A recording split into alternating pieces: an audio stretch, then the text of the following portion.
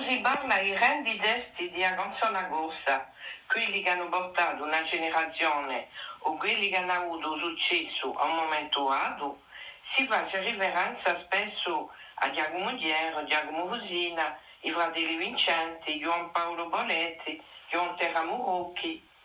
A me sti tenori della poesia cantata a fa qualche volta un nome d'un anonimo. È un caso per la canzone Amerindiano di Diana e l'Alba. Si trova in un disco da musica alla vita esciuto in 2008. Il titolo ha avuto un bello successo. I giovani si campano a cantarlo in serate. La musica è di Antonio Marielli, un cantautore capimaccia di Diana e l'Alba, ma il testo di questa canzone è di una persona inconosciuta, Simona Alessandri. Insegnante in una scuola primaria René Subissi in Bastia, Simona scontra Antonio Marielli in 2007. Antonio canta, ma è di nuovo professore in lingua e cultura gossa in Bastia. A quest'epoca ha creato una scuola di canto e in Furiani. Simona Alessandri ci partecipa. Ella ha già scritto canzoni sidelline per i suoi elevi. Tanto Antonio Marielli li manda in Malizia di scrivergli un testo. Invece a vergognarsi Simona gli propone un'opera che l'ha scritto.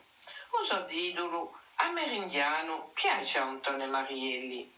Compone subito una bella musica che mette il testo in valore. Simona aveva scritto i filari a canzone dopo una scorsata con un amico appassionato dai popoli indiani in America.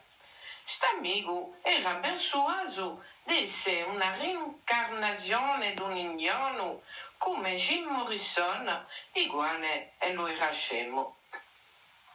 Valori, una spiritualità forte, una storia, c'era che come l'autore che scrivia non da un tema universale.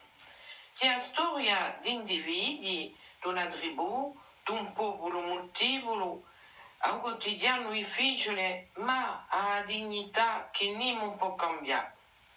In una lotta continua per la sua vita, avanti, durante e dopo la sua esterminazione dagli Stati Uniti, che costruisce una sua nazione non il primo genocidio della storia moderna. In qualche filare Simona Alessandra ci fa vedere la vita di questi popoli portati dagli elementi e stagioni che hanno sempre guidato i suoi spiazzamenti. Sta natura sempre presente in due li campano in felicità coi suoi, facendoci anche questa conversazione. Un fatto spirituale comandato dallo spirito maior, presente avvicina ai più coraggiosi e soprattutto a quelli che sanno ascoltare.